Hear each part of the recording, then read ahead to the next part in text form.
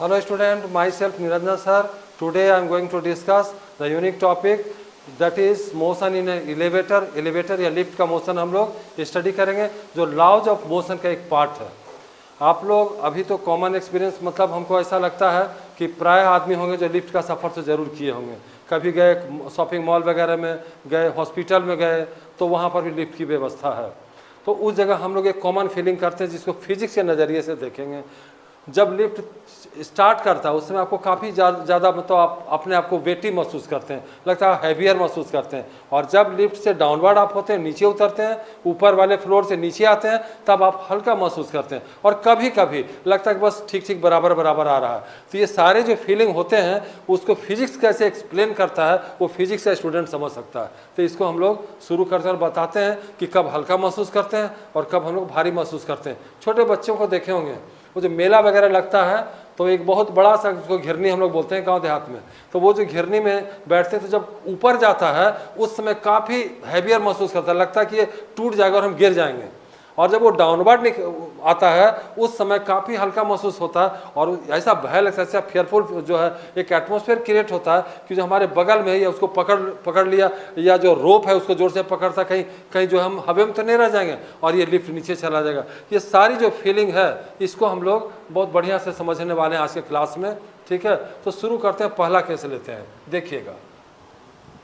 First case, मान लीजिए कि आपका लिफ्ट है, ठीक है, लिफ्ट के अंदर आप हैं और कुछ इस तरह का सिचुएशन है।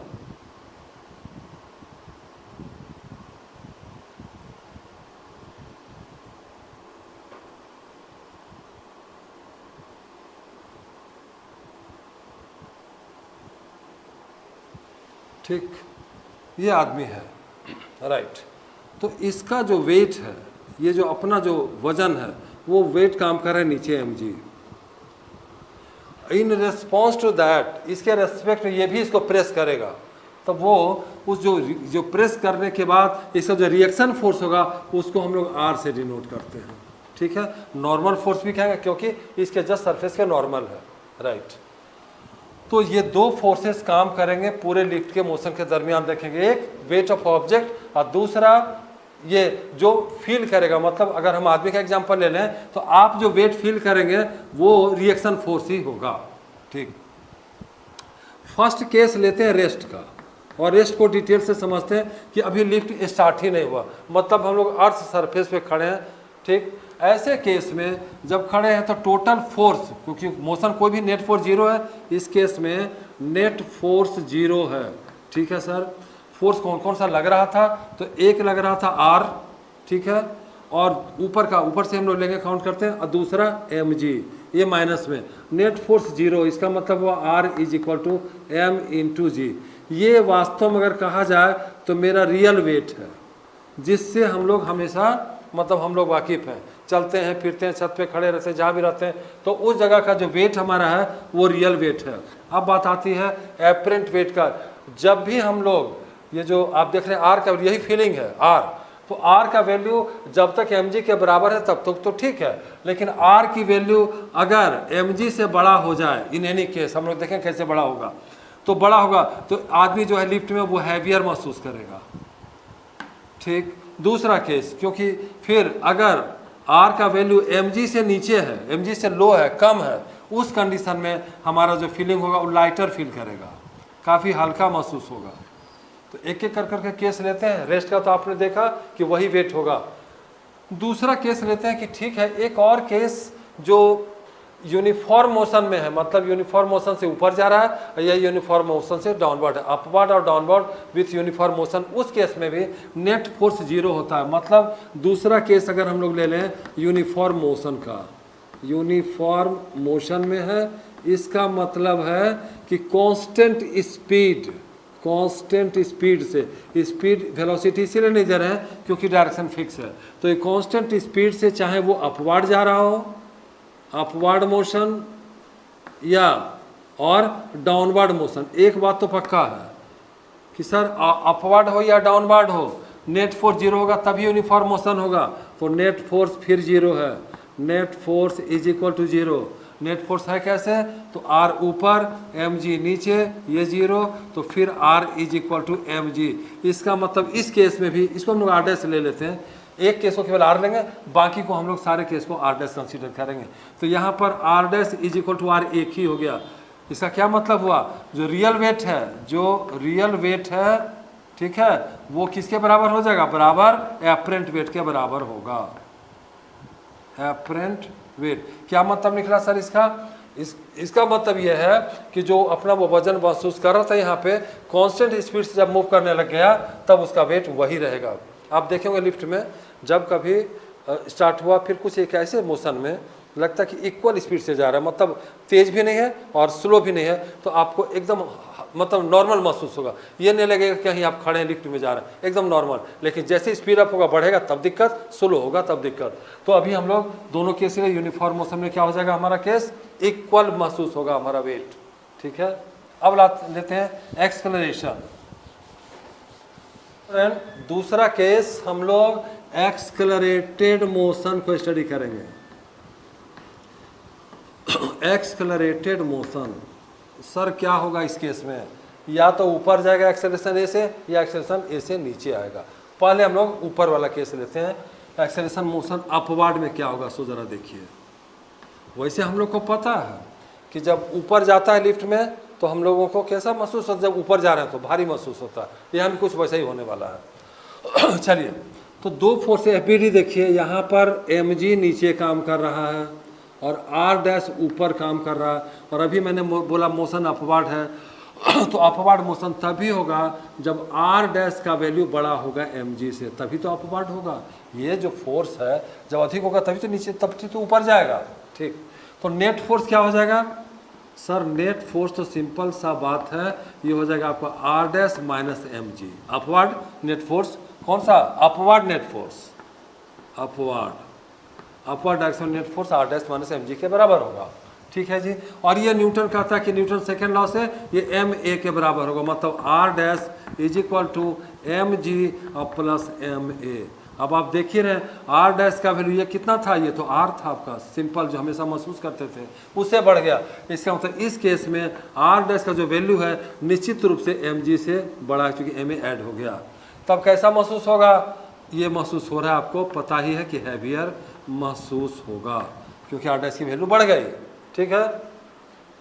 अपवर्ड के केस में जब लिफ्ट ऊपर जाएगा तो हमारा क्या होगा, वेट हमको अधिक महसूस होगा। क्लियर हो गया ये बात, ठीक है, कहीं से कोई प्रॉब्लम नहीं है, राइट। नेक्स्ट,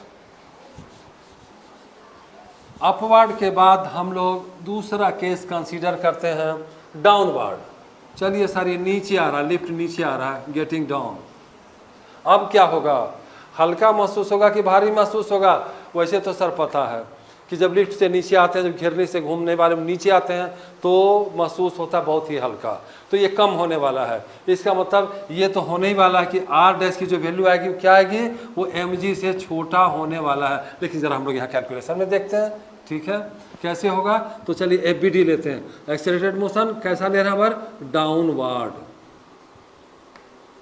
चलिए जी, डाउनवर्ड में क्या केस होगा, तो दो फोर्स लग रहा है डाउनवर्ड, एक लग रहा है R डैश ऊपर और mg नीचे।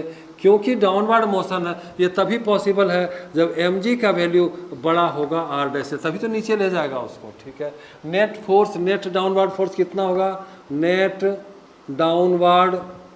डाउनवर्ड फोर्स, तो सिंपल सी बात है, डाउनवर्ड में माइनस करेंगे mg माइनस R डैश, ठीक। और नेट फोर्स के लिए फॉर्मूला कह रहा है कि न्यूटन सेकेंड लॉ कि mg माइनस R डैश जो बराबर होगा वो मास इंटू एक्सेलरेशन के बराबर होगा। जरा हमारा मेन इंटेंशन क्या है, R डैश को कैलकुलेट करो, तो R dash is equal to क्या हो जाएगा, mg माइनस ma। आप देख पा रहे हैं, क्लियर है कि R डैश की जो वैल्यू है वो क्या है, लेस देन mg होगा, mg से कम होगा, मतलब लाइटर फील करेंगे, लाइटर फील करेंगे, हल्का महसूस होगा। क्लियर, यहाँ देखिए हमने पहले बताया था हल्का महसूस होगा, तो ये कारण है उसका हमारा हल्का महसूस होने का। एक दो हम लोग अब एक्सीडेंटल केस लेंगे। सर ऐसा होता है क्या, बिल्कुल हो सकता है। चलिए क्या हुआ सर, इस बार का केस है वो कुछ अजीब सा, फ्री फॉल। ये कब होगा, ये जो आपका लगा हुआ इससे जिससे आपका सीलिंग से वो अटैच्ड है, ठीक, वो रोप ही टूट गया, अभी से क्रैक कर गया, टूट गया वो झटके में। और जब ये टूट गया तो पूरा का पूरा ये फ्री फॉल में डाउनवर्ड नीचे ज़मीन में गिरेगा। जब गिरा, जैसे आम नीचे गिरा ना, ठीक है, सेब नीचे गिरा न्यूटन के लिए, तो ये भी क्या होगा, पूरा का पूरा नीचे फर्श पर गिरेगा। और जब ये गिरेगा उस केस में जो आदमी है उसका ये भी फ्री फॉल, सारे फॉल, तो ये A=G हो जाएगा, ठीक है। एक्सेलरेशन सबके लिए G हो गया।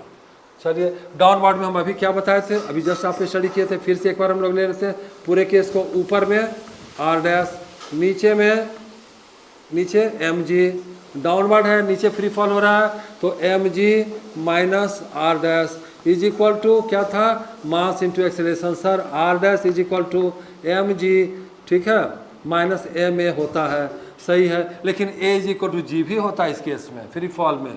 तो फ्री फॉल में क्या हो जाएगा, तो mg minus mg is equal to 0। अब और क्या हो गया, R' रिएक्शन ही नहीं है, रिएक्शन दे रहा है क्योंकि ये भी उसी से गिर रहा है और ये भी दोनों डाउनवर्ड सेम हो गया, तो दोनों का कांटेक्ट फोर्स रिएक्शन हो ही नहीं पा रहा है। तो वेट के बिना रिएक्शन का क्या वेट महसूस होगा, हवा में तैर रहे हैं, तो वेट एपरेंट वेट कितना हो जाएगा, एपरेंट वेट जो हो जाएगा इस बार R' is equal to 0। Weightless महसूस करेगा, लगेगा कि हमारा कोई वेट ही नहीं। इसीलिए जो है छत से कूदकर जो लोग सुसाइड करते हैं, ठीक है, थोड़ी देर के लिए बड़े मौज में रहते हैं जब तक कि ज़मीन पर पटकाते नहीं हैं, क्योंकि वो फ्री फॉल आ रहा है तो लगता है हम बहुत हल्का आराम से हैं, ठीक। नेक्स्ट एक और केस, कभी ऐसा हो सकता है कि ये जो आपका R लिए यहाँ पर R', कभी ऐसा हो सकता है कि जो नीचे जो आ रहा था फ्री फॉल में G से, इससे भी अधिक तेज़ी से, मतलब कुछ ऐसा खराबी हो गया, उससे अगर अधिक, मतलब A का वैल्यू अगर G से बड़ा हो जाए, कैसे होगा, अब केसेस है, मशीन है, कर सकते हैं ऐसा, ठीक है। अगर ये केस होता है डाउनवर्ड मोशन में, तब क्या घटना घटेगी, इसको हम लोग गौर से देखेंगे। ये लास्ट केस उसका बनता है। सर मोशन किधर है, मोशन है डाउनवर्ड, डाउनवर्ड मोशन की बात हम लोग कर रहे हैं, और एक्सेलरेशन कितना, ग्रेटर देन G है। चलिए डाउनवर्ड का फिर से बनाइए, mg नीचे R' ऊपर, क्या हो गया आपका, डाउनवर्ड के चलते mg must be greater than R' होना चाहिए। तो net force, net downward force कितना हो गया, सर इसमें कुछ है अभी तो आप हो गया थर्ड टाइम, तो कितना हो गया, mg माइनस R', ठीक है जी, ये नेट फोर्स। और ये किसके, mg माइनस R' किसके बराबर होता है, मास इंटू एक्सेलरेशन के बराबर होता है। R' किसके बराबर होगा, तो R' इसको mg माइनस ma के बराबर होगा। अब मैंने कहा कि जो इस केस में क्या हो गया, m लिए कॉमन और g और माइनस a, केस क्या हो गया कि a is greater than g। जब a is greater than g हो गया तो R' की वैल्यू क्या हो गई, बड़ी हो गई, किससे, R' की वैल्यू आपका mg से। देखिए a इज ग्रेटर देन, यहाँ जब ये बड़ा होगा तो R' की वैल्यू निगेटिव में आ गई, क्यों, क्योंकि ये जो टर्म है ये बड़ा हो गया, ये छोटा हो गया तो निगेटिव होगा, तो R' बिकम्स निगेटिव। निगेटिव का क्या मतलब हुआ, निगेटिव का मतलब ये हुआ कि ये जो इसका जो आदमी है ये क्या होगा, ये ऊपर चला जाएगा, छत पे जाकर के अटका हुआ रहेगा, यहाँ पर कहीं पर सीलिंग पर, और अगर सीलिंग नहीं रहा तो वो फ्री, ये तो नीचे आ जाएगा, वो बाहर जाकर हवा में कहीं फिर बाद में गिरेगा। तो ये केस हो जाएगा, देन R', ठीक है, R' बिकम्स निगेटिव। निगेटिव होने के बाद ये यहाँ पर नहीं टिका हुआ रहेगा, क्योंकि रिएक्शन फोर्स अधिक हो गया, तो रिएक्शन फोर्स अधिक होने के चलते उसको झटका देगा और चला जाएगा ऊपर, ठीक है, क्लियर है। और इसके बाद हम लोग आगे कंटिन्यू कर ही रहे हैं, ध्यान से देखना और समझना है चीज़ को, कमेंट भी करना है, शेयर भी करना है, और लाइक के साथ साथ सब्सक्राइब भी करेंगे, जिससे कि ज़्यादा से ज़्यादा लोगों तक ये वीडियो पहुँचे।